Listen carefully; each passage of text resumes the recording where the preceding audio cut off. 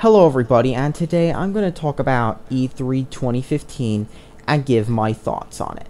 Now, personally, here's what my thoughts are on E3 2015. It seems like no matter which console you bought out of the two next-gen consoles, and I'll explain why I said two in a minute, if you bought one of the two consoles, no matter which one you own, you'll have plenty of games this year and next year. Especially next year though, because a lot of stuff was coming out in 2016. But there was a lot of stuff that looked quite interesting that was announced on both the Xbox One and PlayStation 4, along with some features and that stuff too. Now first let's talk about Microsoft. Now Microsoft showed some stuff both during their E3 presentation, after their E3 presentation, but first let's talk about what they showed during their E3 presentation, or at least the news that made it all over the internet.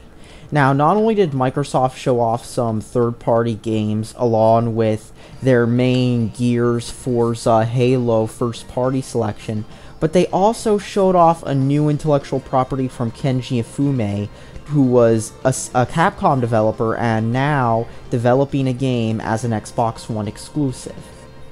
Microsoft also announced a $150 controller called the Xbox One Elite Controller, which not only has replaceable buttons and thumbsticks, but it also has paddles in the back, kind of like some high-end Xbox One and PS4 third-party controllers that have become popular among MLG pro gamers. So it's no wonder that Microsoft decided to make a first-party version of all those popular third-party controllers you see used among pro gamers.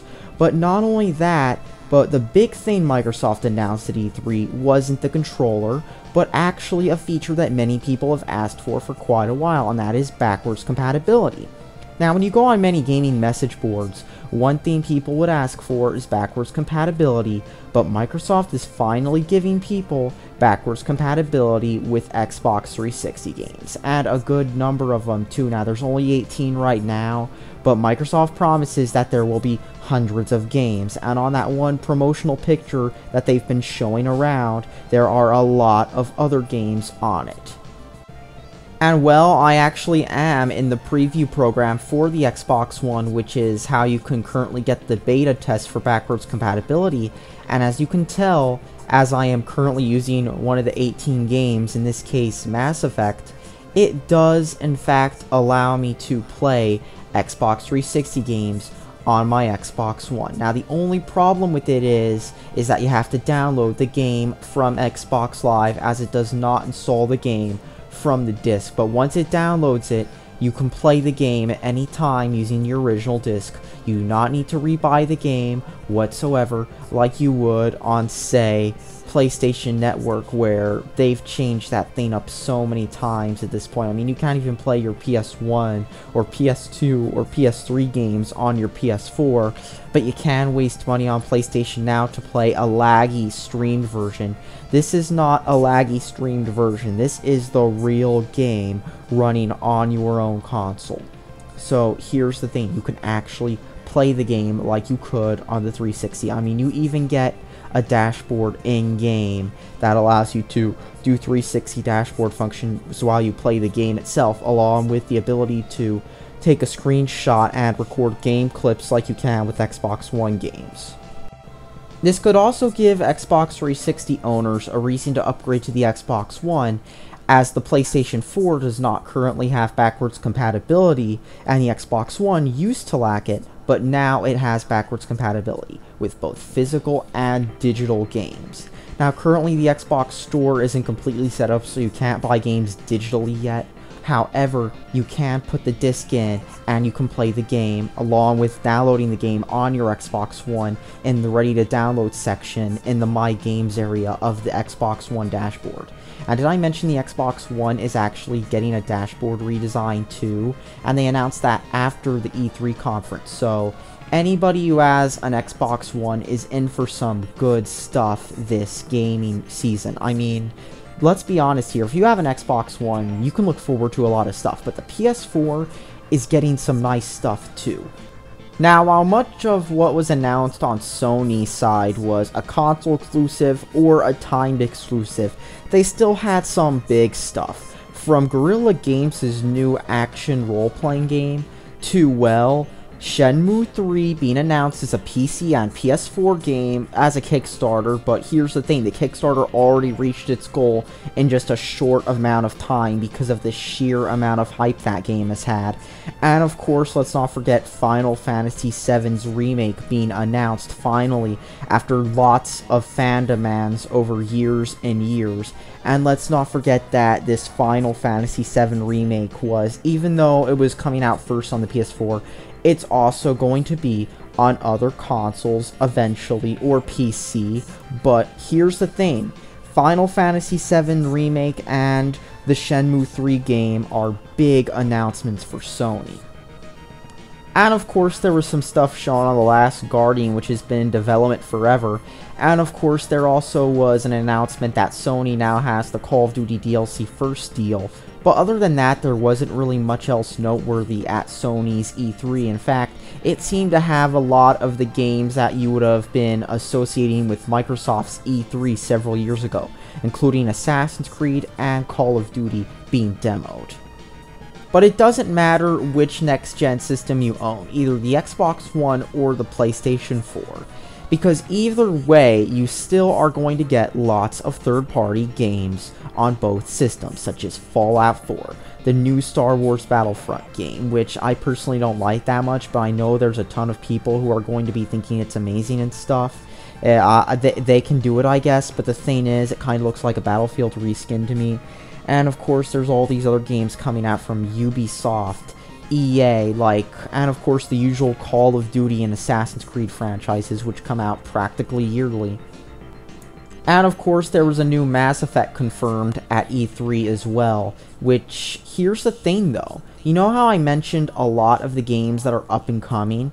Here's one thing they have in common. They are not going to be on the Nintendo Wii U. They're going to be on PC, they're going to be on the Xbox One, they're going to be on the PS4, but they're not going to be on the Nintendo Wii U. And now I'm going to talk about Nintendo's E3 conference because this is why that's a big thing. Now, I think by now we know how just about every third party has abandoned Nintendo, and now the only thing you'll find coming out on Nintendo systems is a first party game here and there, and a kids game. Except here's the thing, the kids game market on consoles has kind of declined and you're seeing less low quality kids licensed games on consoles.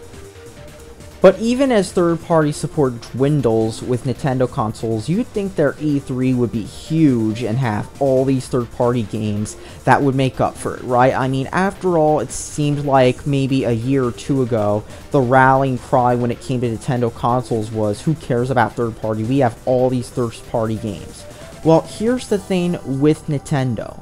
Their E3 lineup was an absolute joke this year. In fact, if anything, they ended up hurting several of their big franchises in one E3 with announcements that nobody asked for. Not even their fans, as you can tell by fan reactions on Nintendo's own YouTube channel. I mean, their videos have been dislike bombed because of how bad these announcements are. So you might be wondering what these announcements were that caused such a big backlash. Well, let me explain.